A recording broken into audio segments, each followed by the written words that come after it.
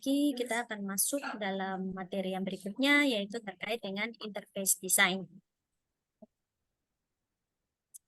Ya, terkait dengan interface design atau perancangan antarmuka, jadi ini merupakan elemen-elemen perancangan antarmuka untuk perangkat lunak, di mana menjelaskan bagaimana arus informasi masuk dan keluar dari sistem, dan bagaimana arus informasi tersebut berkomunikasi di antara komponen yang didefinisikan sebagai bagian dari arsitektur. Nah, fokus perancangan antarmuka itu terbagi menjadi 3, yaitu ada desain antarmuka intermodular, desain antarmuka eksternal, dan desain antarmuka manusia komputer. Nah, untuk yang pertama, desain antarmuka intermodular dikendalikan oleh aliran data antara modul, kemudian berkaitan erat dengan desain tingkat komponen. Kalau yang desain antarmuka eksternal, di sini dia antarmuka antar aplikasi, antarmuka antar perangkat lunak, dan produsen atau konsumen informasi non-manusia. Sedangkan yang desain antarmuka manusia komputer itu komunikasi antara manusia dan mesin, dan manusia sebagai pengguna memiliki berbagai karakter yang lebih sulit dipelajari.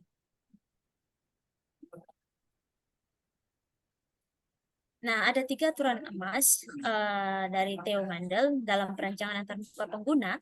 Itu yang pertama, bagaimana menempatkan atau tempatkan pengguna sebagai pengendali. Jadi apa yang saya inginkan adalah sebuah sistem yang membaca pikiran saya ya. Jadi dia tahu apa yang ingin saya lakukan sebelum saya butuhkan dan membuat mudah untuk saya untuk melakukannya. Jadi untuk yang pertama ini tempatkan pengguna sebagai pengendali. Kemudian yang kedua, kurangi beban memori pengguna. Nah, di mana semakin banyak user harus mengingat berarti semakin banyak interaksi kesalahan dengan sistem. Jadi sistem seharusnya dia mengingat bukan manusianya ya. Kemudian ketiga adalah buat antarmuka yang bersifat konsisten.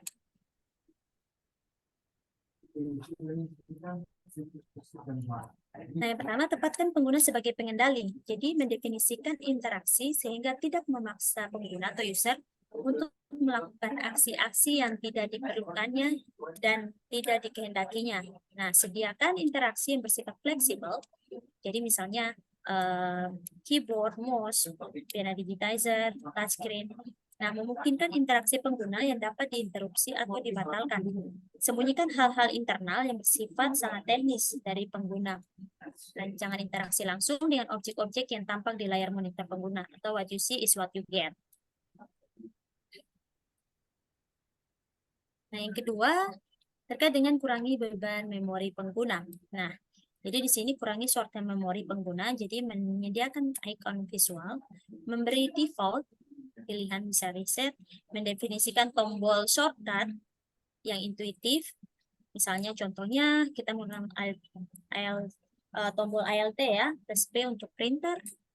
Kemudian tampilan visual antarmuka pengguna harus didasarkan pada metafora dunia nyata yang familiar.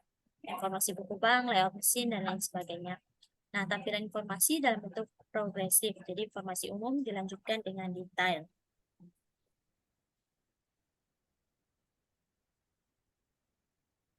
Antarmuka yang konsisten. Jadi di sini memungkinkan pengguna untuk mengetahui hal yang sedang dilakukan dalam konteks yang bermakna, memelihara konsistensi antar sejumlah aplikasi yang serupa. Jika model interaktif sebelumnya dibuat berdasarkan harapan pengguna, jangan membuat perubahan apapun kecuali ada alasannya kuat. Itu untuk yang antarmuka yang konsisten.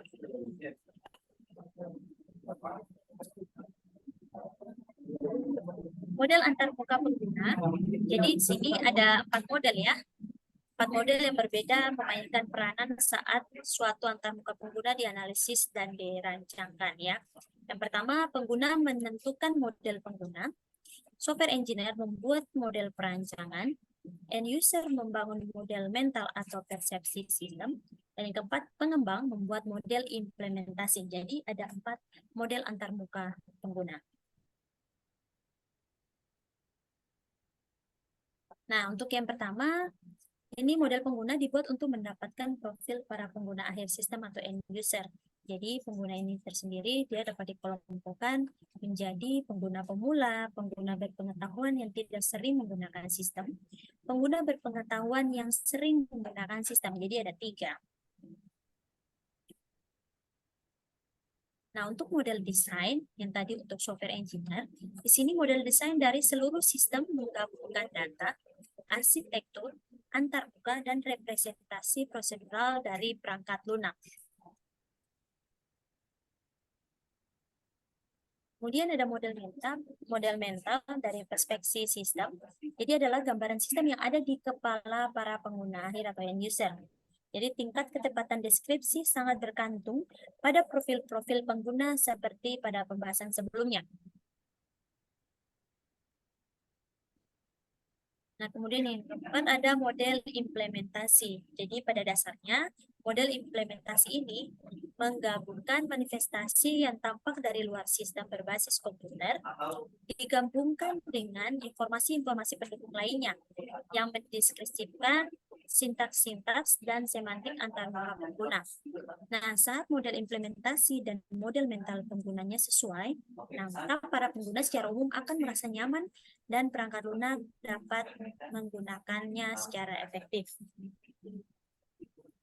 Baik, kita langsung masuk ke analisis dan perancangan antarmuka pengguna.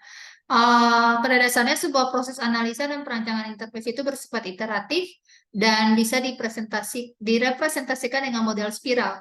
Spiral ini adalah salah satu metode dari sekian banyak metode dalam pengembangan sebuah sistem informasi.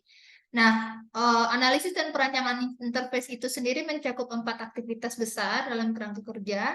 Yang pertama adalah analisis antarmuka berupa user, text, and environment analysis. Lalu yang kedua, perancangan antarmuka itu interface design. Kemudian masuk di konstruksi antarmuka atau implementasi. Dan bagian terakhir yaitu validasi antarmuka atau interface validation. Nah, ini adalah model spiral yang dipakai dalam perancangan antarmuka. Teman-teman bisa melihat bahwa model spiral ini salah satu metode yang biasanya dipakai dalam pengembangan sebuah interface design. Di sini ada interface validation, kemudian di sini ada user text and environment analysis, lalu di sini adalah interface design, dan di sini adalah implementasi.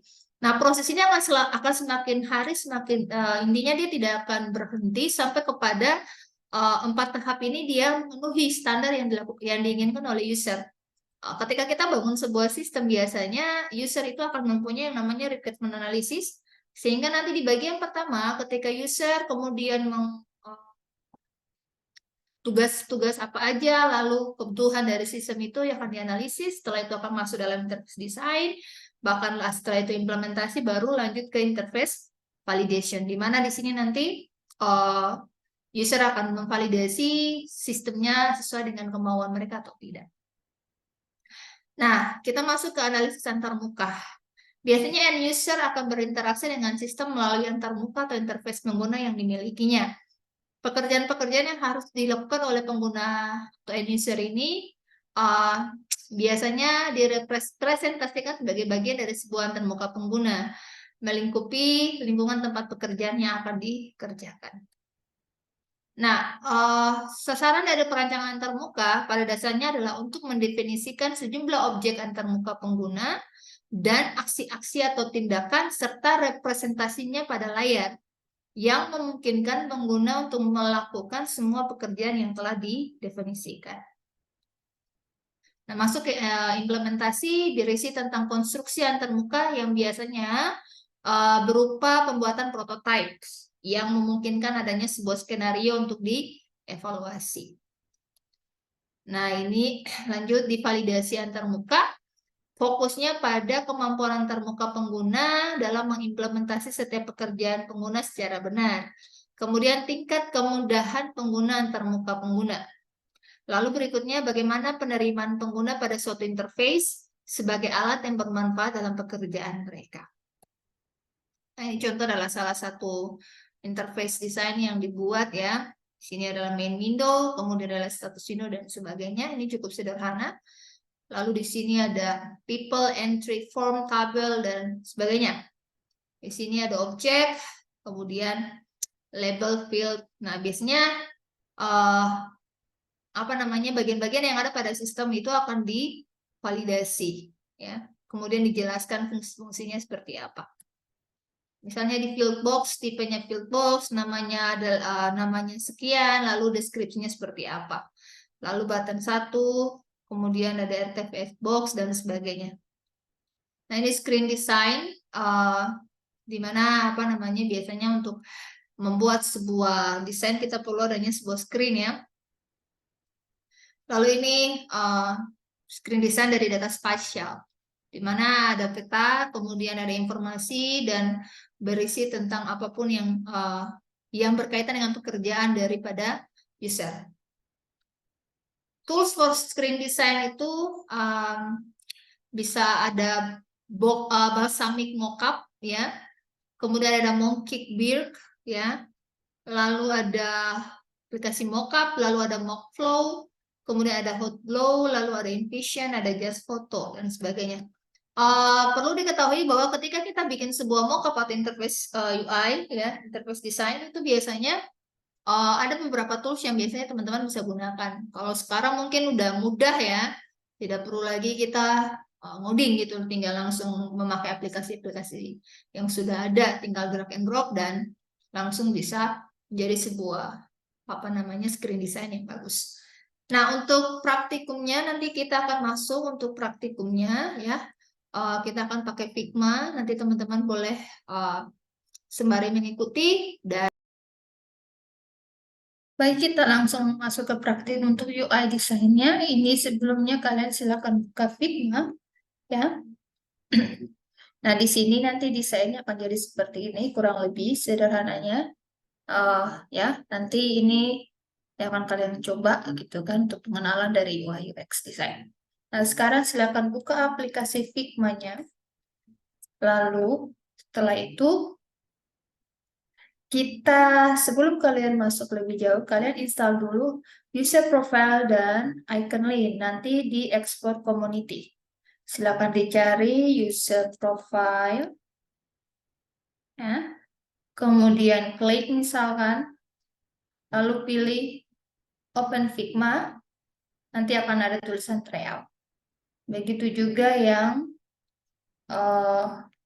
bagian icon link-nya. Oke. Nah, sekarang kita masuk ke bagian desain file.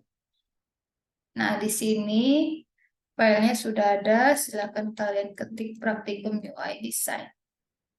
Setelah itu, di sini teman-teman bisa melihat ada berbagai macam tools yang ada di sini, fitur ya, frame, rectangle, bahkan bisa masukin foto juga, pen, tulisan, dan sebagainya. Sekarang kita mau bikin aplikasi untuk ini, UI desainnya Food Delivery.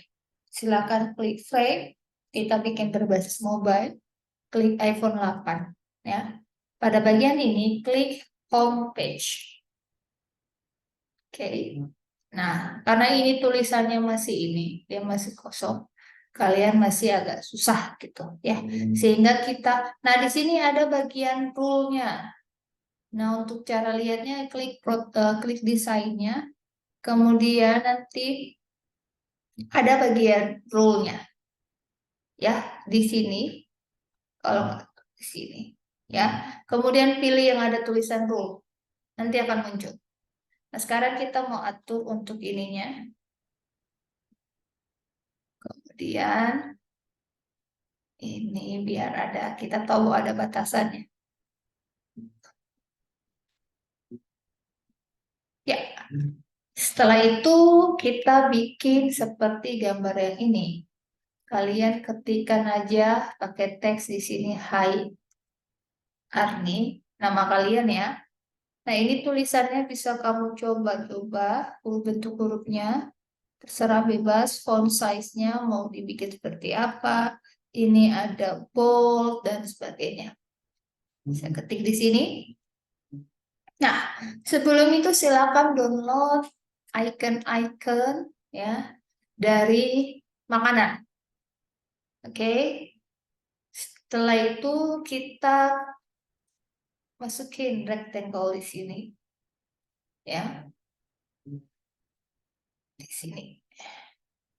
Nah, terus seperti ini. Di sini ada ukurannya. Kalau terlalu gede, kita bikin aja seperti ini. Ya. Di Di sini misalkan taruhlah 50 ukurannya, kurang lebih ya. Kalau kalian merasa. Terus ini ada, nanti klik yang ini ya, contrast ray. Kemiringannya misalkan kalian taruhlah 10. Akan jadi seperti ini. Setelah itu masukkan gambar.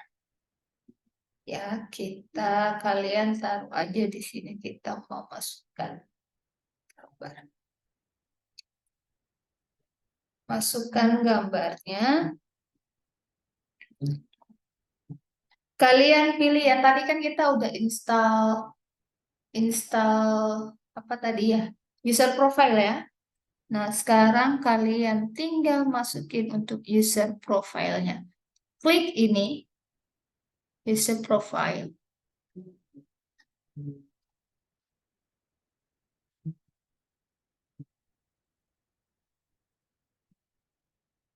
Klik user profile-nya.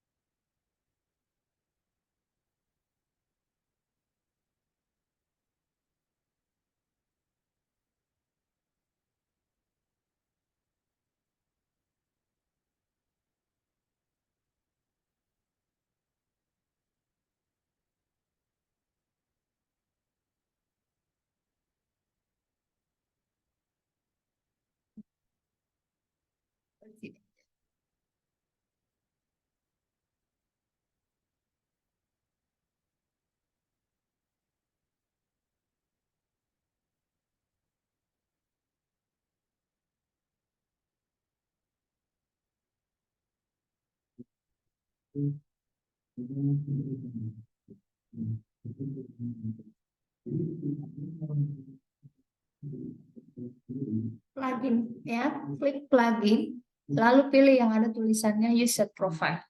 Nanti akan otomatis muncul. Kalian tinggal disesuaikan mau female atau male. Saya pakai female aja. Ya, terus insert random foto. Jadi fotonya akan jadi random ya, teman-teman.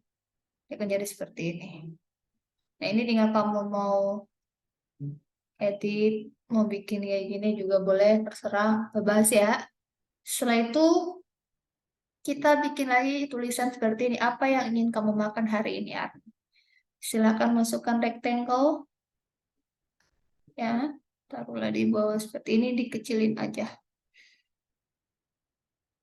Ini tinggal kamu atur nanti bisanya. Ini tulis aturnya di sini. Ya, saya bikin seperti ini. Terus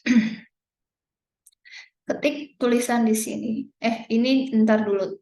Kita bagian sini kita bikin ininya berarti misalnya 10 atau enggak 20 kemiringan ya. Nah, jadinya seperti ini. Ini kalian kecilin aja. Terus kita tulis, oh sebentar ini masih di bawah. Kita ketik tulisan yang sama.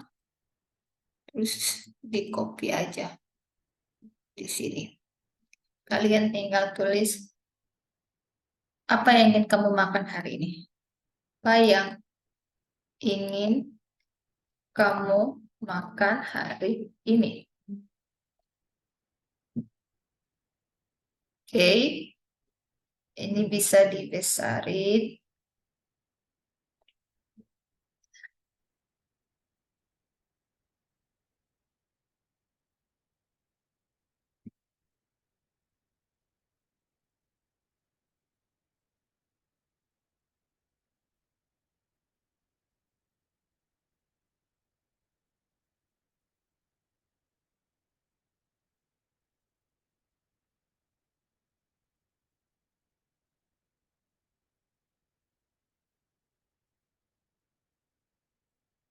Ini aja berarti. Misalnya taruhlah 24. Oke, nah setelah itu kita masukkan tulisan seperti ini untuk membuat sidebar-nya. Ini di sini aja. Ya. Terus, bagian sidebar-nya ini kita cari icon search. Buka di icon lalu teman-teman silakan mencari akun source. Nah, ini punya saya. Tinggal diklik ininya, lalu di copy, ya. Terus dimasukkan di sini. Dia akan jadi seperti ini. Seperti ini. Nah, kurang lebih tinggal kalian tulis di sini makanannya apa. Ya, misalkan nasi goreng SD. Ini karena kita kecilin aja ya. Misalnya 10. Ah, ini terlalu kecil ya. Kita 12. Nah, ini tulisannya teman-teman bisa atur. Bisa di sini nanti misalkan mau pakai tulisan biru gitu kan. Enggak, terserah. Nah, di sini nanti jadi. Nah, untuk membuat tulisan ini nanti klik di sini bring to front. Dia akan muncul di atas, ya. Kalau teman-teman klik bring forward, dia akan jadi bawah. Oke. Setelah itu kita masukin akun yang model yang seperti ini, search. Nah, ini tinggal kamu copy aja, teman-teman. Tinggal di ukurannya disamain. Misalkan saya taruhnya di sini. Oke. Kayak filter gitu ya. Tapi karena di sini punya saya nggak ada filter, jadi kita pakai yang seperti ini aja. Iconly, terus filternya. Tinggal dicari. Ini kalau kalian mau kecilin, bisa pakai ini ya.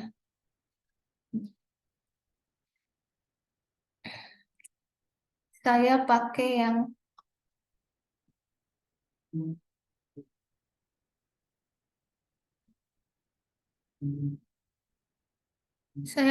kayak gini aja. Oke, setelah itu nanti kita masukin di sini.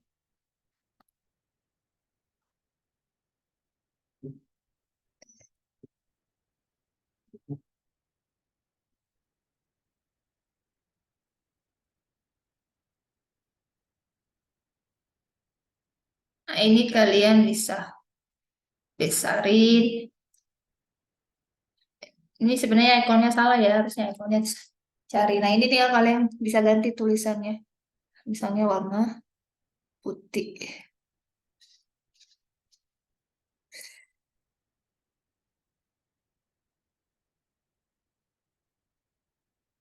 Nah, gitu. Oke, terus mau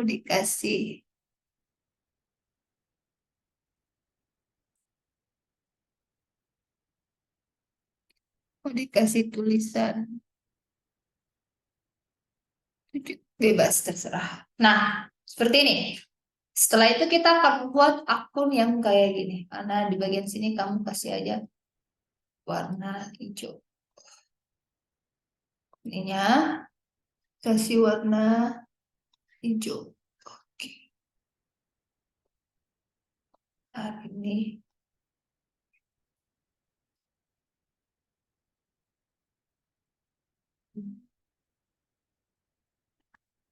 Ini. Ya, terus yang ini yang mungkin dikasih warna. Nanti aja kalian.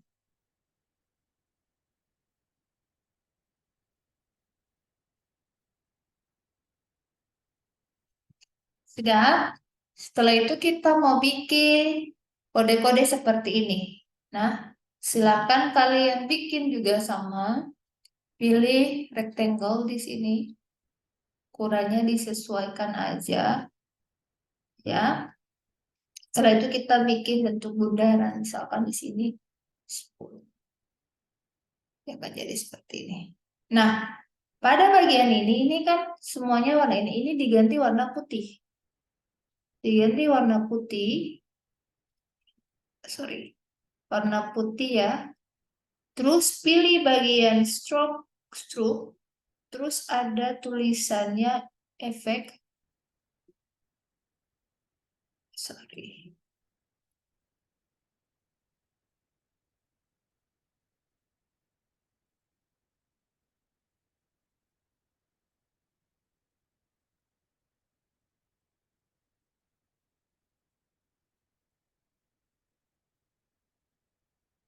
Pilih yang draw shadow. Nah, kita mau warnain dia draw shadow-nya. Jadi dia nanti jadinya seperti ini. Tapi tulisannya itu dibikin aja warna. Terserah bebas ya. Kalian bikinnya seperti apa. Jadi seperti ini. Pilih yang draw shadow.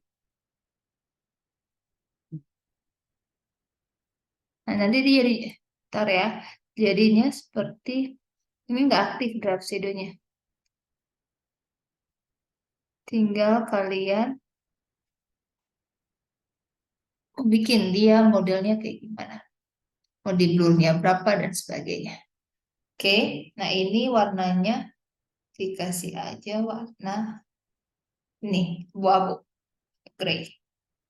Setelah itu kita tadi foto-foto yang sudah teman-teman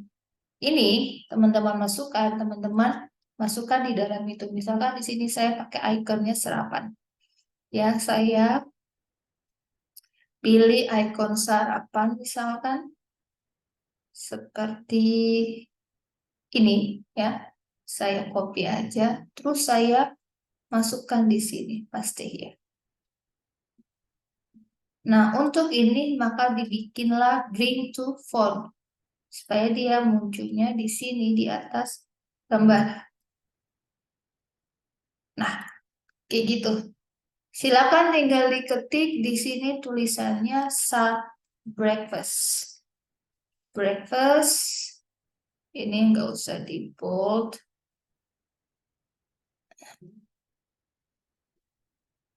Ini reguler aja. Misalkan kalian mau makan breakfast ya, mau breakfast. Nah, ini objeknya teman-teman bisa bikin jadi komponen baru. Jadi klik di blok bagian sini. Terus diklik pilih create komponen. Maka nanti di bagian aset ada komponennya. Tinggal kalian ganti aja di sini jadinya kategori ya. Setelah itu ini ukurannya bisa kalian sesuaikan. Oke. Nah, lalu sekarang kita dari breakfast mau bikin yang lain. Ini tinggal kalian mas biar kalian lebih mempercepat gitu. Nah, ini misalkan fast food. Nah, ini bagian ini klik bagian sininya, terus klik bagian ada gambarnya. Kemudian klik 2 kali ya. Terus saya memasukin misalkan fast food. Fast food icon. Saya memasukinnya yang kayak gini misalkan ya. Saya copy terus saya paste. Nah, ini tinggal di sini kalian bisa pilih image ya.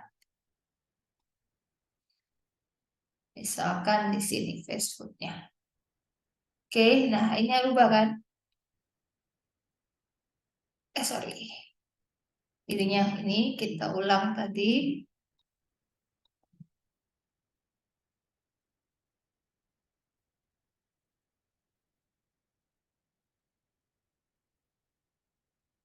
Jadi ya, ulang ya. Nah, bagian di sini diklik pada gambar, terus pilih choose image. Kemudian masukin yang bagian Facebooknya. Oke, dia jadinya seperti ini. Hal yang sama tinggal kalian ketik di sini jadinya Facebook. Nah, kalian masukin lagi misalnya di sini drink. Saya masukin, saya klik misalnya di sini saya mau download minuman ya. Drink icon kan saya ini saya save terus drink ya saya masukin di sini saya pilih saya cari drink masukin di sini jadinya seperti ini. Nah, ini tinggal kamu ganti drink.